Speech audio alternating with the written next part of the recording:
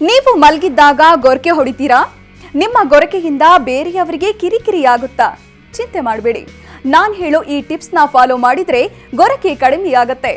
ಬಿಸಿ ನೀರಿಗೆ ಅರ್ಧ ಚಮಚ ಏಲಕ್ಕಿ ಪುಡಿಯನ್ನ ಹಾಕಿ ಚೆನ್ನಾಗಿ ಮಿಕ್ಸ್ ಮಾಡಿ ಮಲಗುವ ಮುನ್ನ ಸೇವಿಸಿದ್ರೆ ಗೊರಕೆ ಸಮಸ್ಯೆ ನಿವಾರಣೆಯಾಗುತ್ತೆ.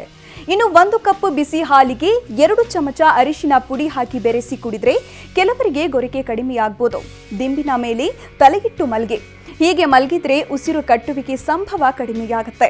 ಗೊರಕೆ ಸಮಸ್ಯೆ ಇರುವವರು ಸ್ಮೋಕ್ ಮಾಡಬಾರದು. ಮೂಗಿನ ನಾಳಗಳು ಬ್ಲಾಕ್ ಆಗುವುದರಿಂದ ಗೊರಕೆ ಸಮಸ್ಯೆ ಕಾಡುತ್ತೆ. ಇನ್ನು ಡ್ರಿಂಕ್ಸ್ ಮಾಡಲೇಬೇಡಿ. ಮದ್ಯಪಾನ ಗಂಟಲಿನ ಸ್ನಾಯುಗಳನ್ನ ಸಡಿಲ ಮಾಡುತ್ತೆ. ಹೀಗಾಗಿ ಮಲಗುವ ಮುಂಚೆ ಮದ್ಯಪಾನ ಸೇವಿಸಬೇಡಿ. ನಿಮ್ಮ ದೇಹದ ತೂಕ ಹೆಚ್ಚಿದ್ರೆ ವ್ಯಾಯಾಮ ಮಾಡಿ ತೂಕ ಕಡಿಮೆ ಮಾಡಿಕೊಳ್ಳಿ.